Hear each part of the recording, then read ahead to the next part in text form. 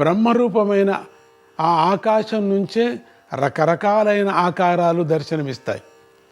వాటిలో మొదటిది భౌతికాకాశం, రెండవది భౌతిక వాయువు. ఇది బలస్వరూపంగా ఉంటుంది అన్నారు. ఇక్కడ బలస్వరూపంగా ఉంటుంది. ఈ రెండు రకాల మార్పులు కలిగినా కూడా ఆ జ్ఞానయోగి తన యొక్క బ్రహ్మస్థితిలో నుంచి చలించకుండానే మరిన్ని విస్తారమైన సృష్టులను చేస్తూ ఉంటాడు. అటువంటి ఆ యోగి సృష్టి చేయటానికి సాధన సామాగ్రి ఏముంది అంటే అతని మనస్సు ఒక్కటే ఉంది. అంటే అటువంటి మహాత్ములు కూడా వాళ్ళందరూ బ్రహ్మలే అని చెప్పేస్తున్నారు ఇక్కడ. అటువంటి యోగ స్థితికి వెళ్ళేటప్పుడు వాళ్ళంతా సృష్టించే శక్తి వాళ్ళకు వచ్చేసింది. వాళ్ళకి ఏది ఉంది ఆధారం? సృష్టించే ఏదైనా ఒక పదార్థం చేయాలంటే ఏదో ఒక ఆధారం ఉండాలా, దానికి ఒక కారణం ఉండాలి. దాన్ని అక్కడి నుంచి పదార్థం ఉంటేనే పేపర్ చేయగలం, లేకపోతే లేదు కదా. అక్షతలు ఉన్నాయి, అక్షతలు చేయాలంటే బియ్యం ఉండాలా, పసుపు ఉండాలా దానికి. ఇప్పుడు గంట ఉందనుకోండి, ఈ గంట మోగాలంటే దానికి ఆ శబ్దాన్ని అలవడించాలా, దానికి ఏదో ఒక పదార్థం. కానీ ఇక్కడ ఏదీ లేదు. ఆ పరబ్రహ్మకు మనస్సే పదార్థం, సంకల్పం. ఆయన సంకల్ప బలం చేతనే ఆ యోగీంద్రుడు విస్తారమైన ఆకాశంలో సంచరిస్తూ వివిధ సృష్టులను చేస్తున్నప్పుడు అతనిని దేవేంద్రుడంటి వారు కూడా గుర్తుపట్టలేరు, అంత శక్తి ఉంటుంది. కానీ ఓంకారానుసంధానం తత్పరులై కర్మబంధ విముక్తులైనటువంటి ఉత్తమ యోగులు మాత్రం అతనిని గుర్తించగలరు. అంటే ఆ బ్రహ్మను, ఓంకారానికి ఇంతటి శక్తి ఉంది. చూసారా, ఇప్పుడు ఓంకార సంగతి చెప్పుకోబెడుతున్నాం.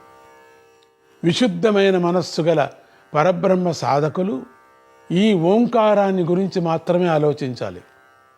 ఈ వేరే మంత్రాలు అక్కర్లేదు. ఇక వేరే మంత్రాలు పనికిరావు.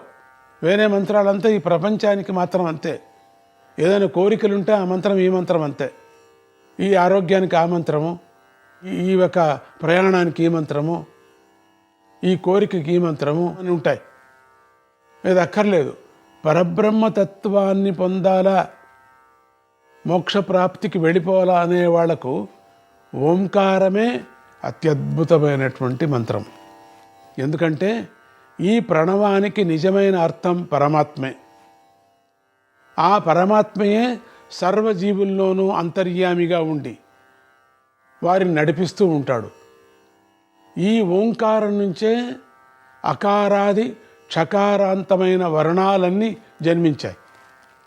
అందుకని ఈ ఓంకారానికి మహానాదము అని పేరు. ఇది సాక్షాత్తుగా పరబ్రహ్మలో నుంచి ఉద్భవించింది. ఇది శాశ్వతమైనది. అందుకనే దీన్ని ఆధారంగా తీసుకున్నటువంటి యోగి సూటిగా పరబ్రహ్మలోనే చేరిపోతాడు. ఈ ఓంకారానికి మొదట్లో ఏ రూపము లేకపోయినా క్రమంగా ఇదే పంచభూతాల రూపాన్ని పొంది ఆ రూపాల ద్వారా జీవులలో సంచారం చేస్తూ వారి ఇంద్రియాల చేత ఆయా పనులను చేయిస్తూ ఉంటుంది. ఆ ఓంకారమే పరబ్రహ్మం. ఆ ఓంకారమే అన్ని చోట్ల తిరుగుతున్నది. ఓంకారం అన్నా ఒకటే, పరమాత్ముడు పరబ్రహ్మ రూపము అన్నా ఒకటే. అన్ని జీవుల్లో తిరుగుతూ ఉన్నది. పూర్వకాలంలో అంటే కృతయుగంలో, మొట్టమొదటి యుగంలో సాధకులైన వారు ఈ ఓంకారాన్నే తమ గురువుల నుంచి ఉపదేశంగా పొందేవారు. దీని అనుసంధానం ద్వారానే నేను ఇందాక చెప్పిన బ్రహ్మజ్ఞానాన్ని ఆచరిస్తూ సర్వవ్యాపిత్వాన్ని అనగా పరబ్రహ్మతత్వాన్ని అందుకునేవారు. ఇటువంటి యోగులు ఏ కర్మలను ఆచరించినా బ్రహ్మప్రాప్తి దృష్టిలోనే ఆచరించేవారు, కానీ సాంసారిక సుఖాలు కావాలి అనే దృష్టిలో కాదు. కృతయుగంలో అందరూ కూడా బ్రహ్మకే చేరిపోవాలనేవాళ్ళు. ఆ సృష్టిలో పుట్టిన వాళ్ళందరూ కూడా ప్రాపంచిక సుఖాల మీద వాళ్ళకి ఏది ఉండేదే కాదు. అంతా ధ్యానం, ఎప్పుడూ ధ్యానమే. మరి అట్లా పుట్టారు. మరి ఎట్లా పుట్టారంటే బ్రహ్మ నుంచి పుట్టారు. అదే కదా, ఆధారమే లేనటువంటి బ్రహ్మ నుంచే పుట్టారు వాళ్ళంతా. మొదట్లో మనం అనుకున్నామే, ఇత్తు మొదల చెట్టు మొదల అని, గుడ్డు మొదల మరి పిట్ట మొదల అనుకున్నాం కదా మనం. పరమాత్ముడి నుంచి గుడ్డే మొదలు పుట్టింది, విత్తనమే మొదలు పుట్టింది. ఆ విత్తనానికి గుడ్డుకి మూలమైనటువంటిది ఆ పరబ్రహ్మతత్వమే. ఆయన అట్లా సృష్టి చేశాడు అంతే. అక్కడి నుంచి పుట్టుకొచ్చాయి అంతేగాని అట్లా సృష్టి చేశాడు. ఈ ప్రపంచంలో మనకు కనపడేదంతా ఆయన సృష్టి. ఇలాంటి పరబ్రహ్మ దృష్టితోనే ఆ యోగులు ప్రాతర్ మధ్యాహ్న సాయంకాలలో విష్ణుమూర్తిని ఆరాధించేవారు. ఇది కూడా వారికి బ్రహ్మయజ్ఞమే.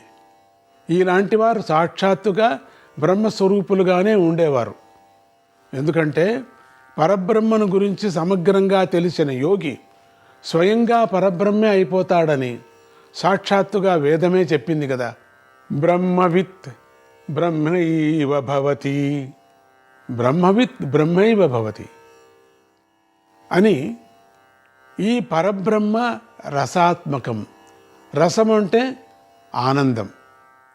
రసో వై సహ అని శృతి. యోగీశ్వరుడు తాను కల్పించుకున్న వికారాలన్నీ అనగా రూప విశేషాలన్నీ లయింపజేసుకున్న తర్వాతే ఈ పరమానంద స్థితిలో ఉండిపోగలుగుతాడు. జ్ఞానయోగిని పైన చెప్పిన వికారాలు అనగా కల్పిత రూపాలు ఆవరించినప్పుడు ఆ యోగికి ఆనందం కలగదు, వ్యథే కలుగుతుంది. ఆ వ్యథే పెరిగిపోయి నీళ్లలో మునిగిపోయినట్లుగా ఉక్కిరి బిక్కిరి చేస్తుంది. ఆ నీళ్లు కూడా ఒట్టి నీళ్లు కాదు, కొన్ని మరీ చల్లటి నీళ్లు, కొన్ని మరీ వేడి నీళ్లు అన్నట్లుగా ఆ పరిస్థితి ఉంటుంది. అటుగాని ఇటుగాని స్థితిలో ఉంటాడు. ఇంతటి వ్యథ సముద్రంలో పడిన ఆ జ్ఞానయోగి పూర్తిగా మునిగిపోడు. ఆ వికారాలన్నిటినీ నిరోధించి మళ్ళీ తన యథార్థ స్వరూపమైనటువంటి జ్ఞానేశ్వర్యాన్ని అందుకొని బ్రహ్మజ్ఞాన సిద్ధుడవుతాడు. అలాంటి యోగ సిద్ధిని అందుకున్నటువంటి జ్ఞానయోగి ఇతర జీవుల ఉపయోగం కోసం అనేక విధాలైనటువంటి యోగీశ్వర్యాలను ఆవిష్కరింపజేస్తూ ఉంటాడు. ఇలాంటి యోగ దీక్షలో ఉన్నటువంటి యోగీశ్వరుడికి అనేక పరీక్షలు ఎదురవుతూ ఉంటాయి. ఒక్కొక్కసారి కొందరు ఘోరాకారులైనటువంటి వ్యక్తులు అతన్ని చుట్టుముట్టి కర్రలతో బాదుతూ ఉంటారు. అట్లా అనిపిస్తూ ఉంటుంది ఆ యోగికి, ధ్యానం చేసేటువంటి యోగికి. ఒక్కొక్కసారి కళ్ళు పీకేస్తూ ఉంటాయి, నాలుక కోసేస్తూ ఉంటారు. ఇవి ఒక రకమైన విఘ్నాలు. ఇక రెండవ పద్ధతి ఏమిటంటే, ఒక్కొక్కసారి అందమైన స్త్రీలు, అందమైన పురుషులు తన చుట్టూ చేరి నాట్యాలు చేస్తారు, మీదపడి కౌగిలించుకుంటారు, రకరకాల వయ్యారాలు చూపిస్తారు. స్త్రీకు పురుషుడు స్త్రీకి. కొందరు స్త్రీలు శిష్యులులాగా వచ్చి పాదాల మీద పడి నమస్కరించి అనుగ్రహించమని వెంటబడుతూ ఉంటారు. ఇవి మరొక రకమైన విఘ్నాలు. ఇంకా చాలా రకాల విఘ్నాలు వస్తూ ఉంటాయి. యోగి కొంతమంది పతనమైపోతూ ఉంటారు. ఈ అన్ని విఘ్నాలకు పతనమైపోతూ ఉంటారు. అందుకనే 190 మంది యోగులు యోగభ్రష్టులైపోతూ ఉంటారు.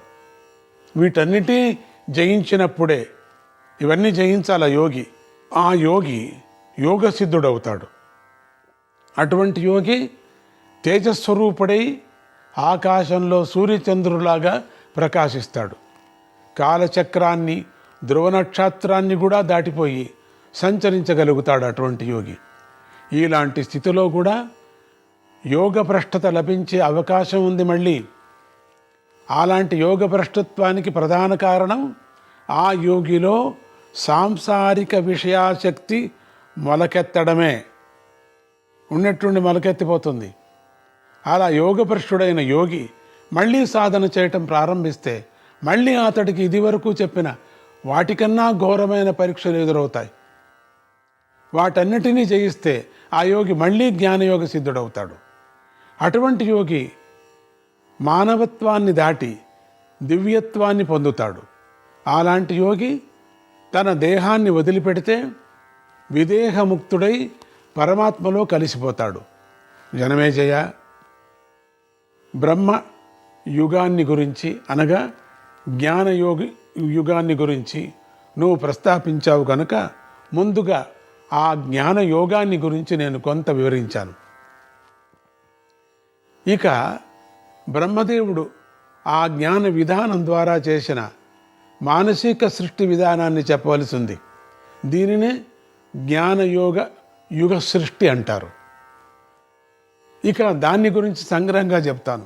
పైన చెప్పిన విధంగా జ్ఞానయోగ సిద్ధిని అందుకున్న బ్రహ్మదేవుడు నవ్వుతున్నట్లుగా అలౌకంగా తన మనస్సును సృష్టి ప్రక్రియ మీద లగ్నం చేశాడు. అప్పుడు ఆయన తన నేత్రాల నుంచి అందగత్తలైన అప్సరసలను సృష్టి చేశాడు. అప్సరసలు ఎట్లా పుట్టారంటే బ్రహ్మ నుంచి పుట్టారు. ఇక నాసికాగ్ర నుంచి గంధర్వులను సృష్టి చేశాడు. ఆ తర్వాత అక్కడి నుంచే నృత్య గాన సమర్థులైన కళాకారులను వేల కొలది సృష్టి చేశాడు. వారే తుంబురుడు మొదలైన గంధర్వులు. తన యోగి సిద్ధి ద్వారా వేదరాశికి అధిపతిగా వేదవాణి మాతను సృష్టి చేశాడు. ఆమె రూపు దాల్చిన లక్ష్మీదేవిలాగా పరమ పవిత్రంగా ఉంది. తర్వాత ఆయన కళాకారుల కోసం గంధర్వ శాస్త్రాన్ని సృష్టి చేశాడు. బ్రాహ్మణుల కోసం వేదగాన విధానాలను సృష్టి చేశాడు. బ్రాహ్మణుల కోసం తర్వాత ఆయన తన పాదాల్లో నుంచి నరులను, కిన్నరులను, యక్షులను, పిశాచాలను, నాగులను, రాక్షసులను, ఏనుగులను, సింహాలను, పులులను, వేల కలది మృగజాతులను, తృణజాతులను సృష్టి చేశాడు. ఈ సృష్టిలన్నీ ఆయా జీవుల పూర్వకర్మ వాసనల యొక్క ఫలితాలను అనుగుణంగా వేదోక్తమైనటువంటి పద్ధతిలో ఆలోచించి మరీ సృష్టి చేశాడు. ఆ పూర్వవాసనలకు అనుగుణంగానే చేతి పనివారులకు చేతి పనులను, మనస్సులతో పనిచేసే వారికి మనస్సు పనులను సృష్టి చేశాడు. తర్వాత ఆయన ఈ జీవులకు సుఖం ఎలా కలుగుతుందా అని ఆలోచించి వారి సుఖం కోసం ప్రాణ ప్రక్రియను అంటే ఉచ్ఛ్వాస నిశ్వాస క్రియలను సృష్టి చేశాడు. మనం ఊపిరాడుతూ ఉండటం ఇది మనం ప్రాణం, ఇది మొదలు సృష్టి చేశాడు. ఈ బొమ్మను సృష్టి చేసి ముఖ్య ప్రాణాన్ని దాంట్లో పోశాడు, అంటే ఊపిరి ఆడటం. ఆ తర్వాత ఈ ఉచ్ఛ్వాస నిశ్వాసాలను నిగ్రహించడం అనేటువంటి ప్రాణాయామ ప్రక్రియ ద్వారా జ్ఞానేంద్రియాలను నిరోధించే విధానాలను, వాటి ద్వారా పరమేశ్వర సాక్షాత్కారాన్ని అందుకునే పద్ధతులను, వాటి ద్వారా శాశ్వతానంద స్థితిలో ఉండే విధానాలను ఏర్పాటు చేశాడు. ఆయన తన హృదయం నుంచి గోవులను, బాహువుల నుంచి పక్షులను సృష్టి చేశాడు. ఆ తర్వాత ఆయన తన స్వరూపాన్ని అనగా సంకల్పాన్ని అనేక రకాలుగా మార్చుకొని ఒక్కొక్క రూపంలో నుంచి ఒక్కొక్క ప్రాణిని సృష్టి చేశాడు. ఆ తర్వాత బ్రహ్మదేవుడు తాను సృష్టించిన జీవజాతుల వంశాలు వృద్ధి చెందేలాగా ఎలాగా అని ఆలోచించి తన భూమధ్యంలో నుంచి వంశ ప్రవర్తకుడైనటువంటి ఆంగీరస మహర్షిని సృష్టి చేశాడు. తన నుదుటి మధ్య నుంచి నారద మహర్షిని, తన శిరస్సులో నుంచి సనత్కుమార మహర్షిని సృష్టి చేశాడు. తర్వాత ఆయన సోముణ్ణి సృష్టి చేసి అతడికి రాత్రికి బ్రాహ్మణులకు అధిపతిగా చేయటమే కాక తనకు యువరాజుగా పట్టాభిషేకం కూడా చేశాడు. ఆ చంద్రుడు జాజ్వల్యమానంగా ప్రకాశిస్తూ ఇతర గ్రహాలతో కలిసి ఆకాశంలో సంచరించడం ప్రారంభించాడు. తర్వాత బ్రహ్మదేవుడు తన ఇతర అవయవాల్లో నుంచి కదలని వృక్షజాతులను, కదిలే జంతుజాతులను కూడా సృష్టి చేశాడు. చరా అచర సృష్టి అందచేశాడు. సృష్టించబడినటువంటి ఆ జీవులు జీవించేందుకు, సుఖంగా ఉండేందుకు అనువైన స్థానాలను, ఉపాయాలను కూడా వేల సంఖ్యలో సృష్టి చేశాడు. జనమేజయ, బ్రహ్మదేవుడు చేసిన ఈ సృష్టి ప్రక్రియే ఒక యజ్ఞం. యజ్ఞం అంటే నిష్కామ కర్మ. ఇదే బ్రహ్మయజ్ఞం, ఇదే జ్ఞానయజ్ఞం, ఇదే జ్ఞానయోగం, ఇదే సాంఖ్యాయోగం. దీనిలోనే సృష్టి ధర్మము. శరీరాలు, శరీరధారులైనటువంటి జీవులు, వారి ఏకత్వం, భిన్నత్వం, జననము, మరణము, కాలము, విజ్ఞానము, ఆత్మానుభవము అన్నీ ఇమిడి ఉన్నాయి. జనమేజయుడు ఇది విని సంతోషించి, వైశంపాయన మహర్షి, మీరు జ్ఞానయోగ యుగ సృష్టిని గురించి చక్కగా చెప్పారు. నారాయణ నారాయణ. హరే కృష్ణ.